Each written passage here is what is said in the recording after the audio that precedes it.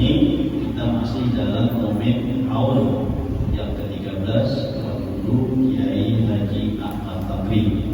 Nah, maka kita sedikit mengambil keberkahan dengan membaca manaqib beliau. Jadi malam hari ini kita membaca manaqib beliau karena majlis kita malam ini malam Rabu ataupun malam yang sebelumnya itu malam Kamis atau malam Ahad, ya kan? Nah itu dulunya awalnya adalah diasuh langsung oleh Pamanda Kiai Haji Ahmad Bakri. Nah, nanti majelis kita ini juga ya termasuk majelis beliau, karena kita hanya menarusakan saja. Saya kira jangan putus daripada jariah beliau sehingga kita tetap menarusakannya. Nah ini termasuk majelis beliau sehingga patutlah kita kiranya juga untuk membaca manaqib sini. Walaupun di awal itu sudah dibacakan manaqib ini, dibacakan oleh Syaukan Rabbani, anak musuh daripada almarhum. Nah, tapi sebaiknya juga kita mengambil pegang untuk membaca manaqib beliau, karena beliau itu dalam seminggu kurang lebih 22 majelis yang beliau asuh, termasuk salah satunya di Liang Agam ini. Jadi salah satunya adalah majelis di Liang Agam. Jadi dalam seminggu untuk perputaran majelis itu kurang lebih 22 majelis, baik di Kalimantan Selatan, Kalimantan Timur ataupun Kalimantan Tengah. Nah, jadi termasuk salah satunya majelis kita ini. Nah, karena majelis kita ini baru kebenaran, ya, ini kebenaran berapa tahun kebenarannya? Nah, kita diserahkan lawan sidin saja. Jadi namanya majelisnya Al-Bakriyah. Jadi Al-Bakriyah. Nah, jadi kita tadi majelis kita malam Ahad ini kita diserahkan lawan sidin, yaitu majelis Al-Bakriyah. Jadi Bakri kalau kita jadikan Al-Bakriyah. Bismillahirrahmanirrahim.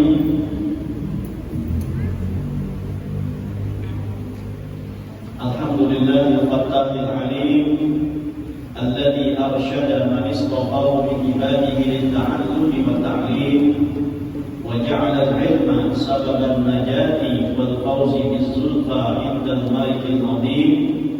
Wassalatu wassalamu ala man arsalahu Allahu hadiyan ila as-siratil mustaqim sayyidina Muhammadin wa ala alihi wa sahbihi al-faizina min suhbatihi wa ittiba'ihi bil khuludi fi daril baqa'i wan na'im wa man khalafahu wa taba'a hawahu wa athara dunyahu ala ukhrahu sara muhana bil khizyi fi adabil jahim wa kana madmuman madhuran ma'a ittiba'i syaitanir rajim. Qala Allahul 'azim fi kitabihil karim falyahdharil ladzina yukhalifuna an amrihi an tusibahum fitnatun aw yusibahum adzabun alim. Shadaqallahul 'azim. Amma ba'd. Hadirin wal hadirat rahimakumullah. Berikut adalah manaqib al-alim al-ulama al-muqarrab Tuan Guru Haji Ahmad Bakri bin Haji Imanuddin. Beliau dilahirkan pada tanggal 20 Agustus 1958 di sebuah kampung bernama Kampung Menara, Kecamatan Danau Panggang, Kabupaten Hulu Sungai Utara, Ambon Barat. Ada jauh daripada Hulu Danau.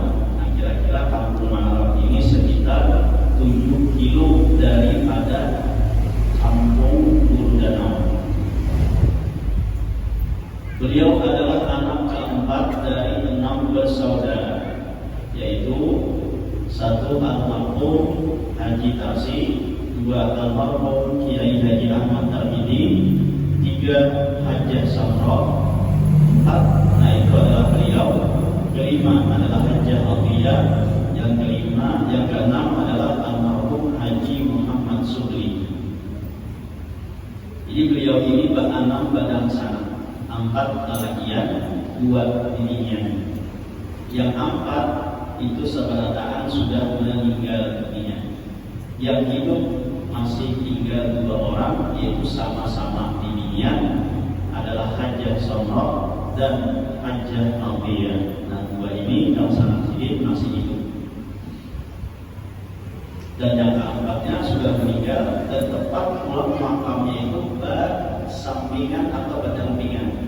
Nah, jadi setelah makam dulu, di mukanya ini makam apa dulu, yaitu Hajjah ini. Nah, di mukanya ini makam ini dulu, jadi Hajjah Somroh. Lalu di sebelahnya itu adalah makam Haji Tarsi, adalah anak angkatnya yang sangat terhormat, dan sebelahnya ini adalah Haji Sudi. Nah, itu adalah anak pengurusnya. Di pas di situ seberataan setelah laksanakan 4 ini satu komplek pengumpulan tersebut. Ayah beliau bernama Haji Imanuddin dan ibu beliau bernama Hajjah Safuro. Kedua orang tua beliau adalah orang yang sangat taat beribadah kepada Allah Subhanahu wa Ta'ala. Lebih-lebih lagi ayah beliau seorang yang selalu menjalankan perintah Allah dan senantiasa memelihara wudunya sejak bangun tidur sampai waktu tidur kembali. Jadi Abah Sidin ini mulai bangun kuring sampai handap kuring itu kada batal wudu. Artinya apa? Bila batal wudu, adanya kada simpang kada sebelahir ada sebagai ada. Tapi bila batal bawa wudu. Jadi batal wudu itu namanya adalah memelihara wudu atau kada batal wudu. Sejak kecil, Tuan Guru Haji Ahmad Bakri bin Haji Imanuddin ketika beliau belajar di Madrasah Ibtidaiyah dan Tsanawiyah Sholatiyah, namanya Sholatiyah, di Kecamatan Danau Panggang, beliau dikenal sebagai anak yang cerdas dan rajin dalam menuntut ilmu. Di saking rajinnya Sidin menuntut ilmu, setiap hari itu berjalan pulang balik dari rumah ke sekolahan, dari sekolahan ke rumah itu sepanjang 4 km. Jadi sekolah itu tulaknya 2 kilo, muliknya 2 kilo. Setiap hari berapa kilo jadinya adalah 20 liter setiap hari mereka. Nah, itu di antara bentuk rajinnya beliau di dalam menuntut ilmu. Yang mungkin kena keterbatasan ekonomi orang tua, mengarah sepeda ada rumah di daerah ada orang dan ada sepeda itu sudah diurutkan. Nah, jadi kalau awal menukar itu lalu perjalanan pulang balik. Ini sehari itu menempuh perjalanan 4 kilo pulang balik. Al-alim al-ulama di saat mudanya sudah terlihat bakat dan kepiawaiannya di dalam berpidato. Nah, ini mulai lagi harus sudah Sidin ini istilahnya itu pandai atau bisa berpidato.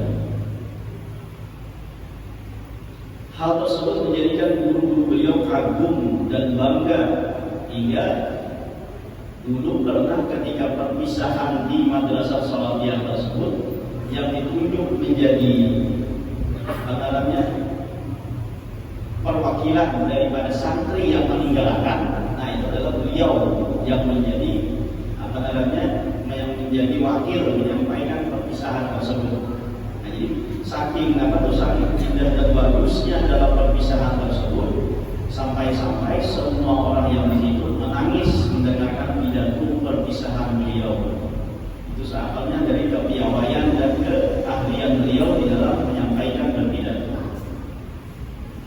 Hal tersebut menjadikan guru-guru beliau kagum dan bangga hingga berharap kelak almarhumlah menjadi seorang ulama besar dan dai yang dapat dibanggakan.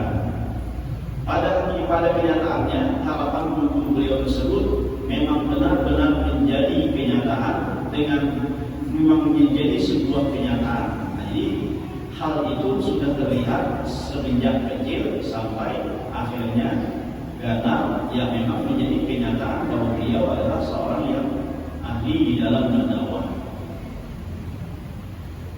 Dengan semboyan yang beliau miliki sewaktu menjadi santri, yaitu bercerminkan kitab, bertongkatkan pensel. Akhirnya beliau dapat menyelesaikan sekolah tingkat aliyah dengan baik di pondok pesantren Darussalam Martapura. Di semboyan beliau atau yang kita motonya beliau adalah bercerminkan kitab, bertongkatkan pensel. Itu bukan hanya sekedar semboyan, tapi memang itu adalah sebuah fakta dan kenyataan beliau di dalam menuntut ilmu. Bukan hanya sekedar semboyan, tapi memang dasar fakta. Karena tadi ada semboyan kayak ini, nah karena memang tadi dasar ekonomi kedua orang tua itu lemah, yang dianggap orang ada berizin apa-apa, sampai menukar kitab itu pun tidak mampu. Lalu kayak apa caranya agar tidak tertinggal pelajaran? Minjam kitab kawan, ditulis disalin. Nah, kitab kawan ini pinjam, ditulis disalin dalam buku tulis. Nah, akhirnya apa? Bercerminkan kitab, bertongkatkan pensel. Jadi memang kenyataan faktanya ada bukan hanya sekadar dibuat-buat semboyan untuk ada dasar memang dijalani oleh beliau. Karena belum bukan kitab itu ada kawan, pinjam kitab kawan. Mulai ini kan istilahnya fotokopi kawan kita. Nah, waktu belum aja kan ada fotokopi itu, fotokopi itu memerlukan duit kan. Nah, ternyata lu sini menulis menyalin kitab itu. Jadi banyak isu pelajaran apa? Nah, tulis kira-kira 2 lembar 3 lembar kita belajar kan? Apa? Kenapa? Nah, masa ulang-ulangnya ulang. Nah, yang ulang kita kawan. Nah, itulah sehingga menjadi sebuah semboyan bercerminkan kitab, bertongkatkan pensel. Jadi bercerminkan kawan kitabnya ambil dari pinjam dia, kalau ditulis disalin sehingga menjadi semboyan demikian.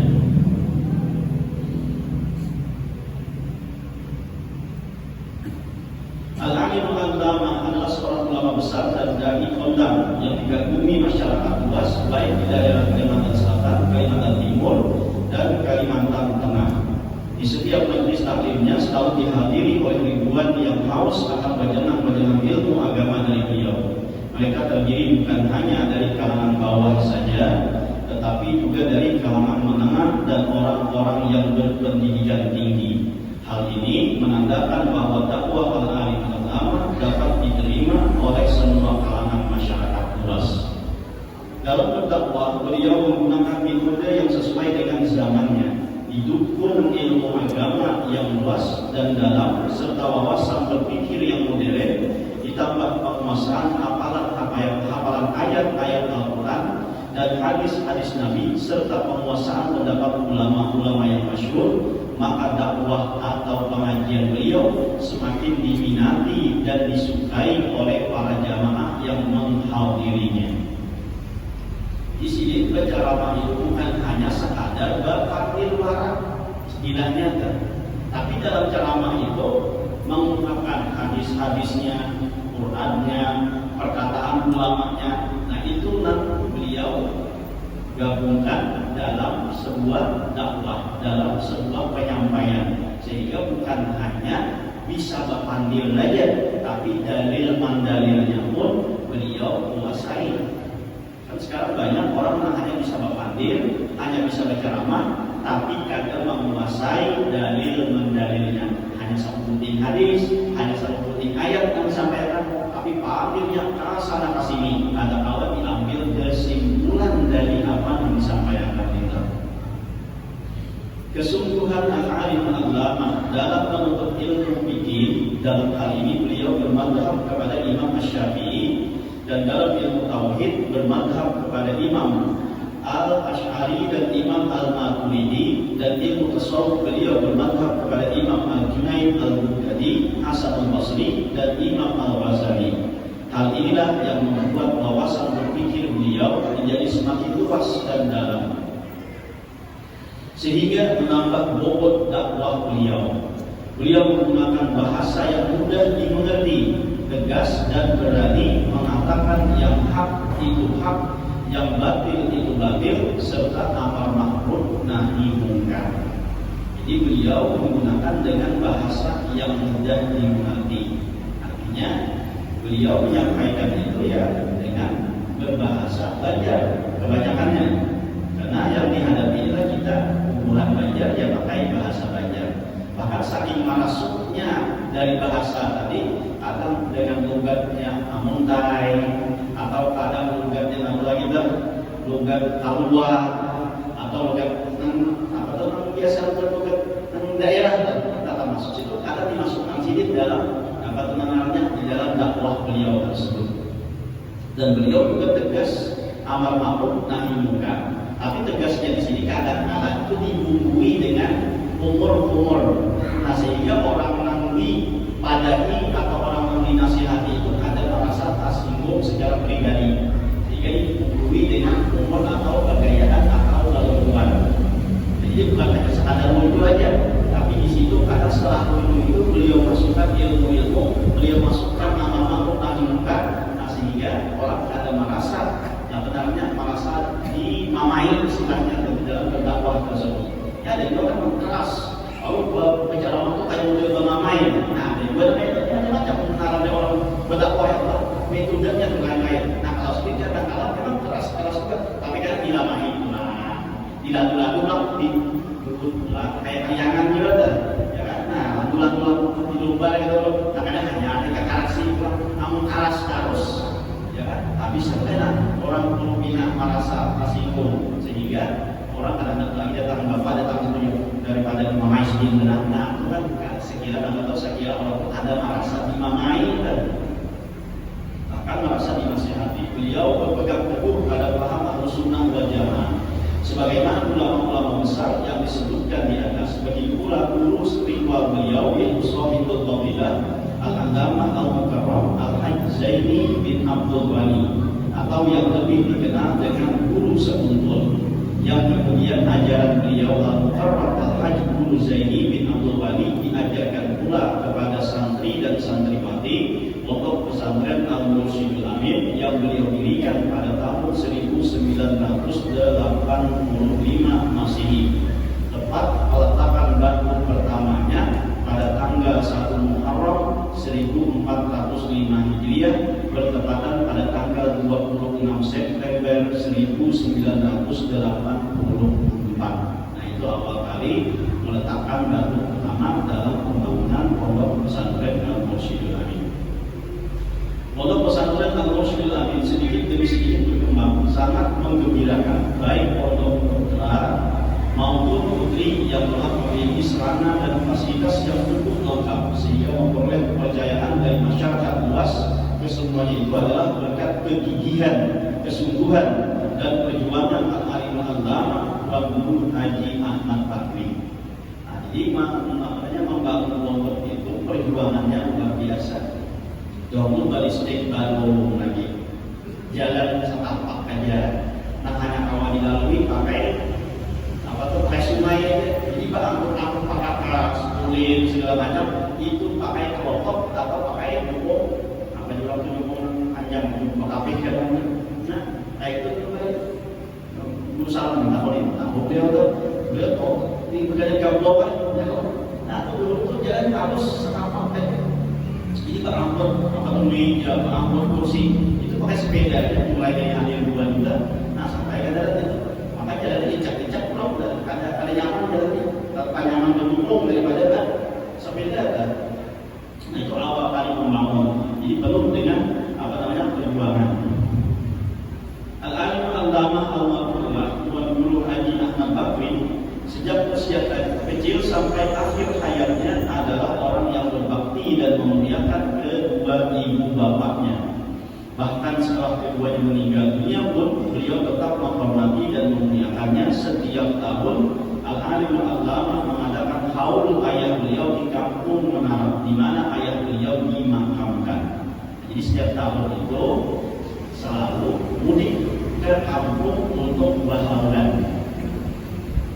Tepatnya abah beliau ini Al-Aidoni meninggalnya pada 3 Syawal. Nah jadi pas tiba hari raya langsung mudik sekalian berhaulan di kampung. Jadi apa namanya berhaulan di situ tahunnya pasti mudik kan? Pernah sekali aja ketika untuk mengadakan aurat dan karena mudik. Lalu setelah sekali itu si Jin ini merasa Hawaii itu kan ada gairahnya tempat bahwa di gambut itu. Kalau di kampung kan tamu lawan kawan bahari, kawan waktu kecil lawan kurangin jadinya. Tamu ngumpul itu. Nah akhirnya sih mulai itu ada suatu lagi mengadakan aurat di gambut untuk mengauri kain atau abah si Jin ini. Setiap tahun pasti mudik. Sampai itu sih itu menghindari tamu-tamu sampai datang ke rumah. Biasanya bahari raya itu banyak tamu datang di bawah sini mudik. Stadion apa tuh untuk bahaya. Nah sekiranya jangan menghindari banyak tamu ketika datang ke rumah. Akhirnya sih mudik ke musuhnya.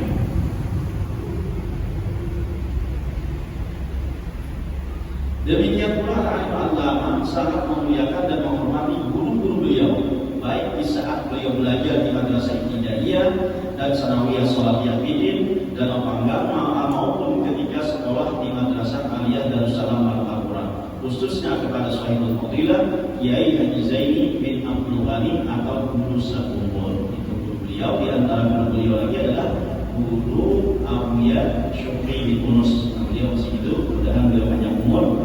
Dan di antaranya lagi juga adalah guru beliau itu adalah Guru Muas Matapura. Nah itu juga salah satu daripada guru beliau. Dan Presiden panjang umur dan dia masih berhati. Bahkan saking menghormatinya lawan guru, ini Haji Rashid sudah tamat dari Darul Nasyidin, lalu hendak minta sanad dan ijazah lawan abah langsung hendak minta sanad dan ijazah. Apa ujar guru? Apa ujar Sidin? Ujar Sidin, guruku masih hidup. Aku pada hendak dari ijazah dari satu untuk datangi di Matapura, nah guruku masih hidup. Nah akhirnya Haji Rashid ini datang kepada guru Abuya Syukri Yunus untuk minta sanad, minta ijazah dan lainnya. Itu datang kepada guru Abuya Syukri Yunus. Bahkan santri-santri yang tamat kelas 3 aliyah, yang banyak tamat, itu pada sini langsung memberi ijazah, disuruh datangan ke tempat Abuya Syukri bin Yunus tersebut. Nah ini Sidin kada memberi ijazah dan pokoknya santri yang kelas 3 aliyah bilanya hendak mengatakan atau tamatan itu, nah hendak mendapatkan ijazah dan sanad itu disuruh langsung datang ke Matapura kepada Abuya Syukri bin Yunus. Di sini kita memberi apa? Ada memberi ijazah, tapi dengan bukan aliyah dalam pasien. Nah itu juga ada lagi opal sebagai anak-anak hijau, sebagai banyak orang bilang buat agama juga. Nah setelah taatnya itu disuruh ke mana? Disuruh minta ijazah dan sanad itu kepada Abuya Syukri bin Yunus tersebut.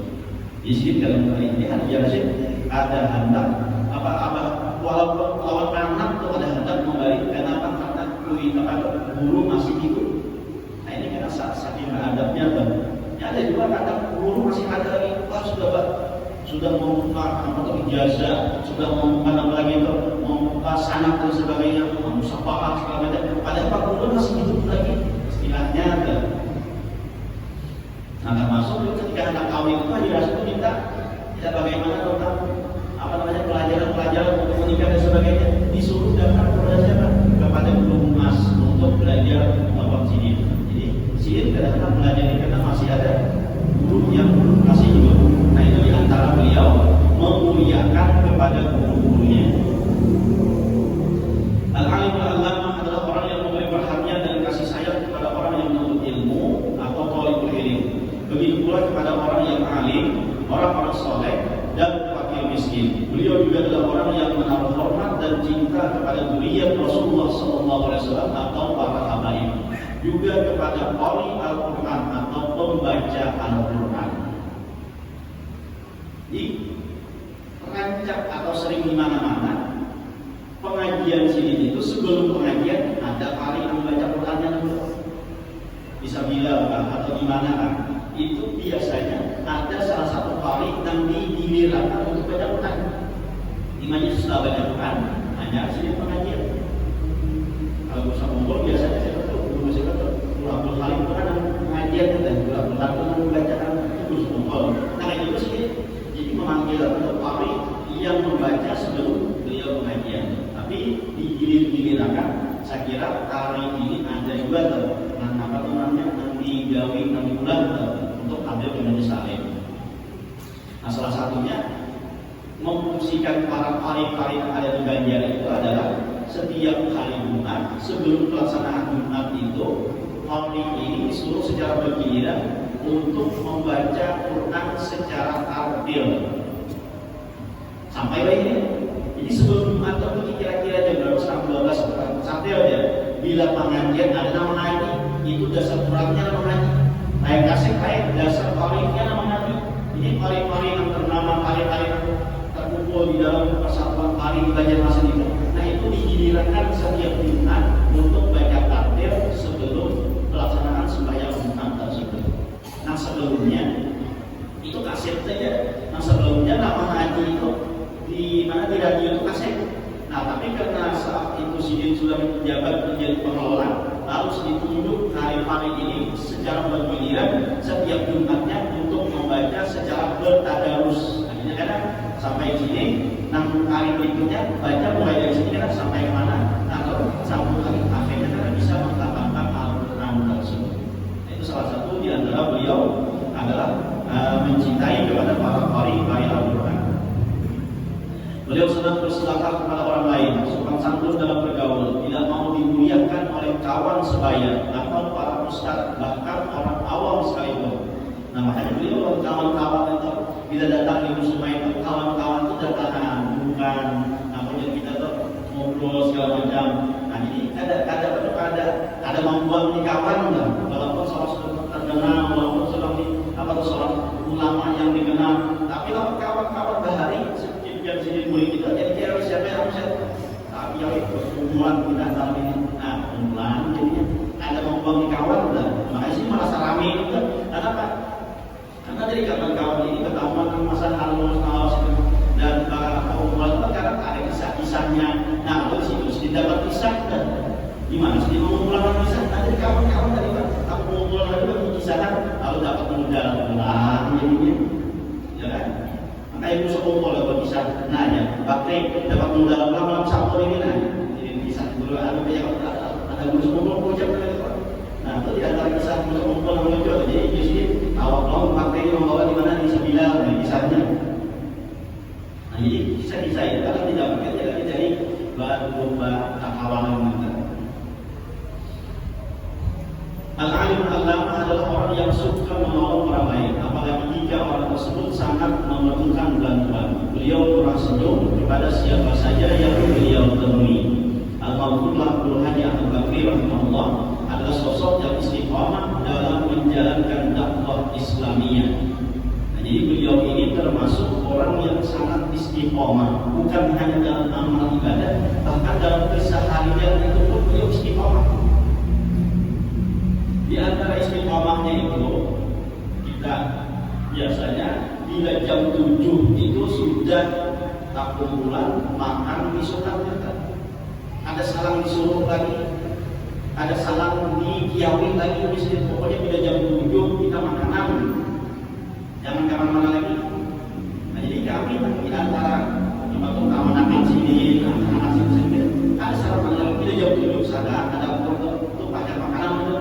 Istiqomahnya sini ada usaha lagi sini di Kiawi kan usaha ini pagi-pagi makanan itu mau makanannya di Kiawi apalagi begawi begini amun makannya itu salah di Kiawi amun makan di salah di Kiawi apalagi mau begawi begini macam nyaman tuh sudah di Kiawi ya apalagi macam begawi di sini ingat akan bila jam 7 datangi ke dapur sini lagi makanan kita akhirnya terjadi istiqomah jadi bila jam 7 sadar main-main makanan jadinya ada sampai di Kiawang lagi. Nah itu di antara istiqomah beliau walaupun di dalam adat apalagi di dalam beribadah, di dalam beramal.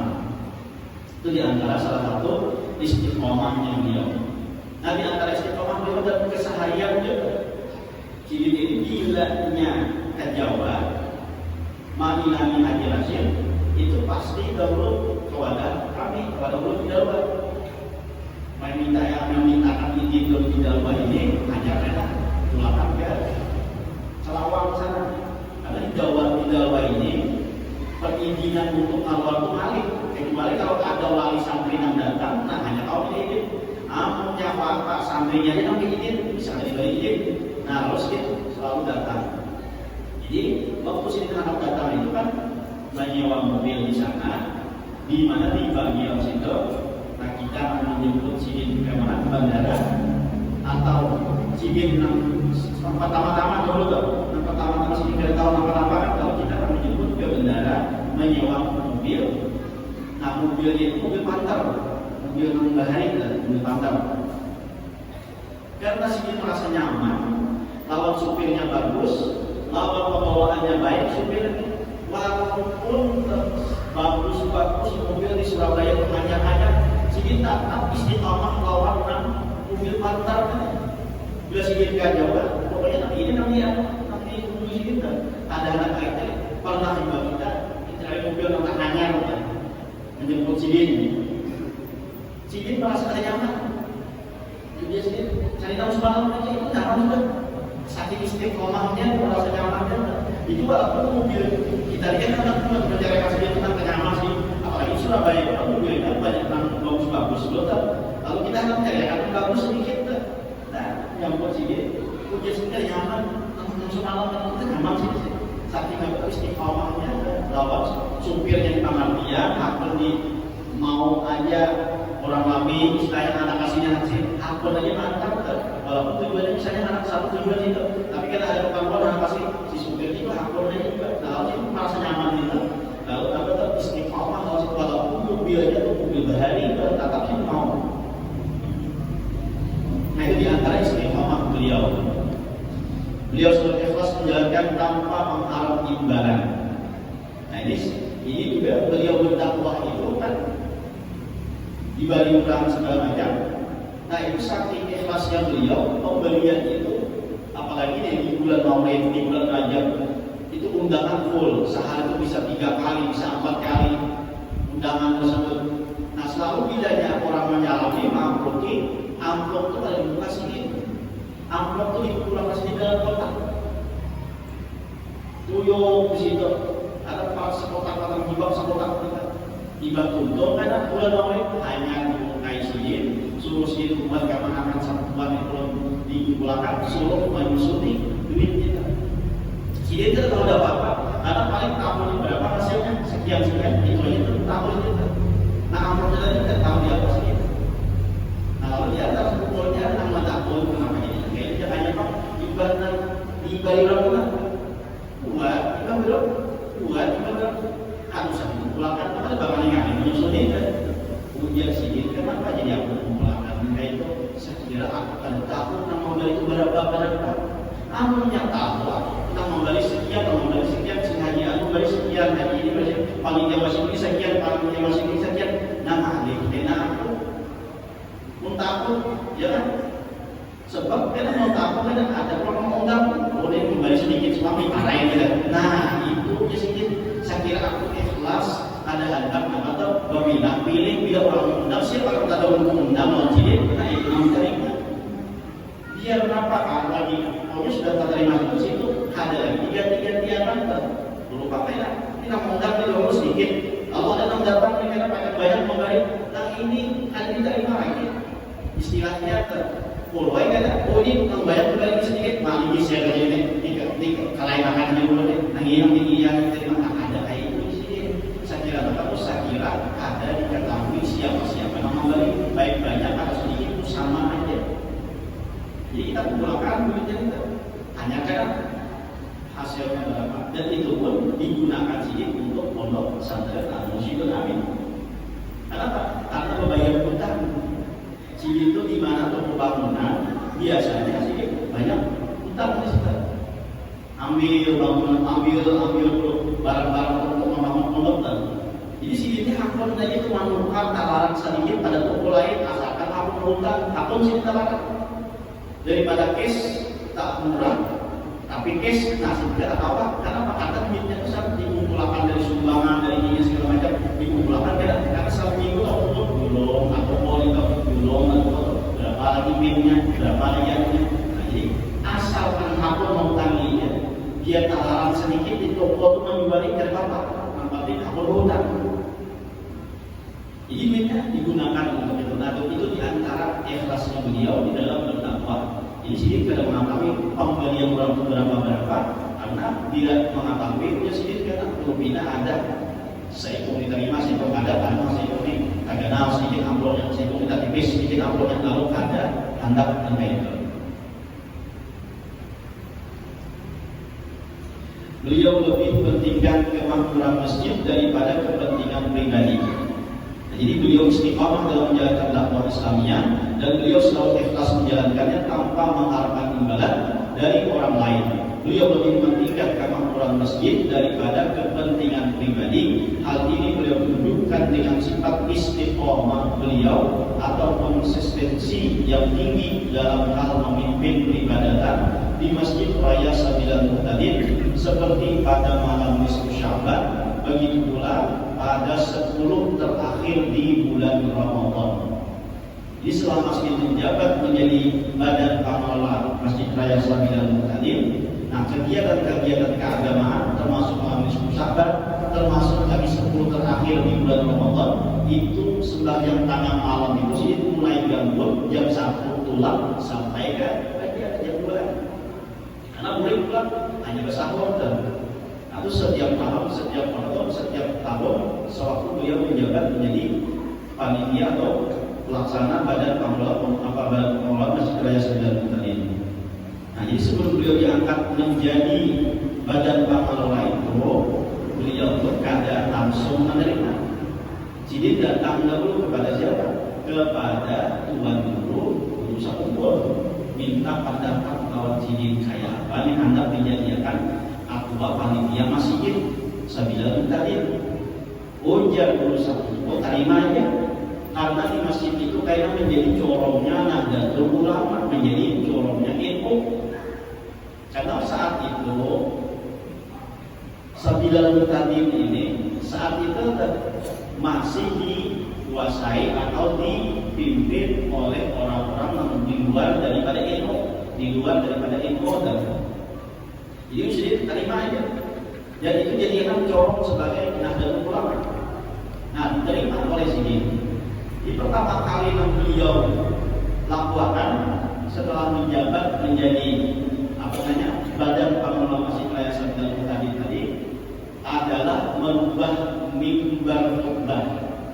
Nah, asalnya mimbar itu kayak podium, segi kotak itu apa namanya? Ya kayak pidato. Nah, di podium.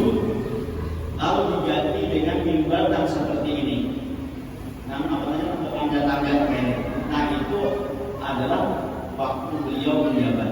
Jadi sampai hari ini alhamdulillah mimbar itu seperti yang ada di dalam kitab atau Sabilal Muhtadin.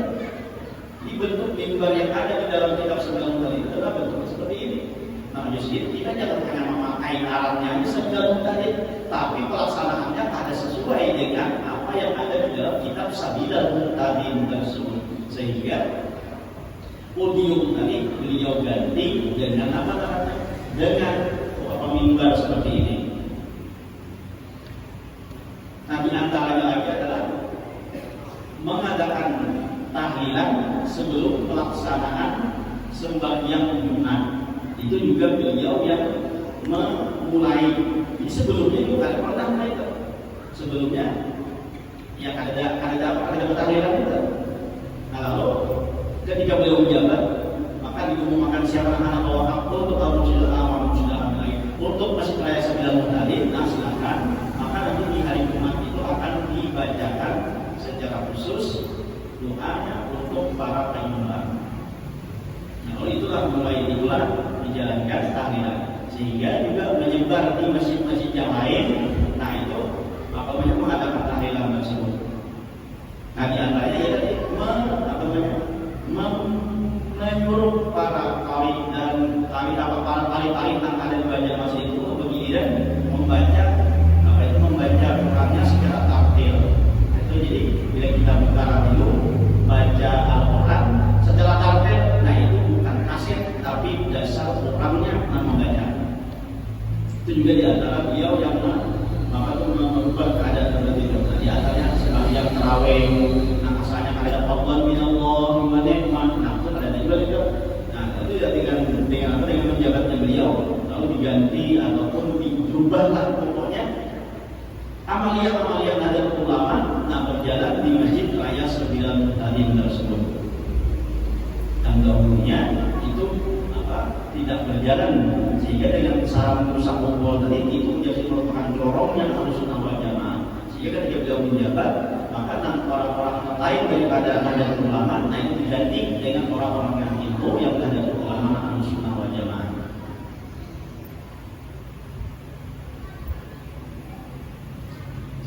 Berikut adalah pesan atau wasiat yang disampaikan oleh alim Allamah Al-Maghfurullah Haji Ahmad Bakri yang dikutip dari berbagai sumber termasuk ketika beliau menyampaikan wasiat di berbagai majelis tidak itu antara lain.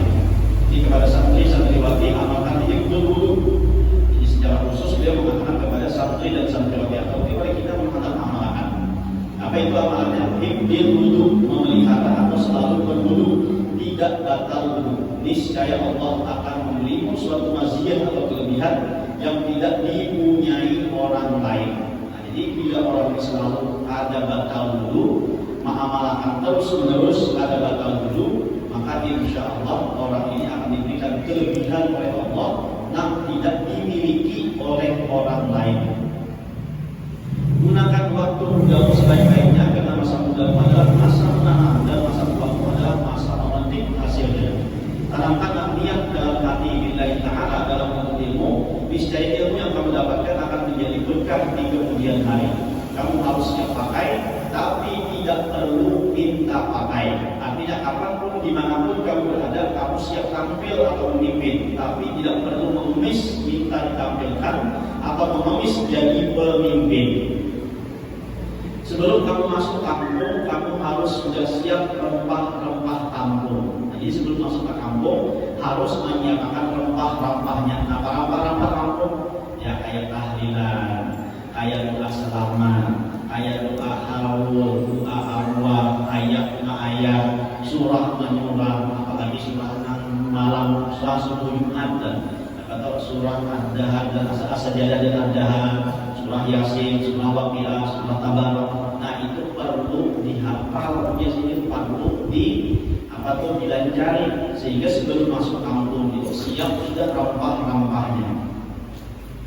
Kepada para guru tanamkan amanah dalam diri sebab kita digaji dari uang mereka melalui SPP. Kepada orang tua agar membekali anak-anaknya dengan pengetahuan agama sebab manfaatnya akan dirasakan oleh orang tua itu sendiri baik sebelum meninggal dunia atau lebih-lebih sesudah meninggal dunia. Sebaliknya, anak yang tidak dididik ilmu agama sebelum orang tuanya meninggal dunia sudah merasakan sakit hati gara-gara anaknya. Nah, jadi pesan kepada kita saudara orang tua untuk membekali anak-anak kita dengan pengetahuan agama, karena akan kita rasakan kemanfaatannya belum kita meninggal sudah kita akan mendapatkan manfaat tersebut apalagi setelah kita meninggal. Tapi sebaliknya, bila anak-anak ini tidak dibekali dengan bekal agama, nah maka anak ini bisa menjadi nakal. Akhirnya sebelum meninggal pun orang tuanya sudah merasakan sakit hati gara-gara kelakuan si anak tersebut. Makanya biasanya itu bisa-bisa kita menjuruskan anak kita. Bila kita ada bisa menjuruskan anak, bisa-bisa karena kita nanti jurusnya. Biasanya itu dalam ceramah ini biasa kita. Jadi harus kita bisa-bisa untuk menjuruskan anak ke agama. Jangan sampai salah jurus. Bila salah jurus biasanya kita bisa-bisa karena kita nanti jurusnya. Nah, itu yang menjadi nasihat sini. Sepanjang karena kita sedang Al-Maghfurullah Tuan Haji Ahmad Bakri berpulang ke rahmatullah pada hari Jumat malam Sabtu tanggal 1 Februari 2013 Masehi atau 20 Rabiul Awal 1434 Hijriah. Jadi presiden itu meninggal malam Sabtu tepat itu pada malam presiden majlis di Sabilan Muqtadim. Jadi waktu itu beliau sudah masuk rumah sakit. Nah ketika sudah dirasa beliau ini sakitnya parah, lalu Haji Rashid ini pun kadang-kadang lagi meninggalkan pihak anak-anak abahnya, sehingga malam Sabtu itu pengajian disuruh ulun menggantikan. Nah biasanya pengajian itu disiarkan secara live, secara langsung dari radio Sabilan Muqtadim. Entah kenapa malam itu tukang radio ini angkat meleparkan ulun menggantikan tadi ada maulid, dicari-cari kesalahan yang ada dari itu, tapi hendak dileparkan kada mau. Nah lalu cara satu-satunya digantikan dengan ceramah guru, sehingga orang mengira bahwa guru ini sehat saja. Kenapa? Karena berceramah di Sabilan Muqtadim, padahal itu ada itu kaset sidin aja, tapi diputar gitu. Hendak meleparkan untuk mengambil jalan ini kada mau nyambung karena pokoknya tidak tahu. Dicari rusaknya ada juga. Nah lalu digantikan. Nanti malam itulah beliau meninggal dunia. Jadi pada malam Sabtu tanggal 1 Februari 2013 atau malam 20 Rabiul Awal itu tepatnya beliau meninggal. Dan dimakamkan di samping makam ibundanya yaitu Haji Safura binti Abdul Rahman Tahir dan makam saudaranya Kiai Haji Tarmidi. Jadi itu di Basidin higanya ini makam Abah Ulun. Nah higanya ini adalah makam Nini Ulun atau Ibu Sidin yang bernama Haji Safura binti Haji Abdul Rahman. Hanya tak kumpul sebenarnya di situ kecuali hanya kain yang ada di Hulu Sungai. Akhirnya kami mengharapkan kepada para hadirin sekalian untuk tidak melupakan beliau Al-Alim Al-Lama Al-Maghfurah Tuan Guru Haji Ahmad Bakri beserta keluarga, anak-anak serta murid-murid beliau daripada doa-doa yang baik entah dalam keadaan sendiri atau bersama orang-orang banyak. Dan kami atas nama keluarga memintakan ampun dan maaf dan kesalahan jika almarhum dalam hidup beliau mungkin pernah menyinggung perasaan atau para jamaah baik disengaja maupun tidak disengaja. Maka kami atas keluarga memintakan ampun atas nama beliau. Semoga Allah Subhanahu wa taala memberikan kepada kita kebagusan penjagaan dan keindahan pertolongannya serta senantiasa mengarahkan kita menuju jalan yang lurus dan benar. Amin ya rabbal alamin. Bismillahirrahmanirrahim wa alin nabi wa bismillahirrahmanirrahim.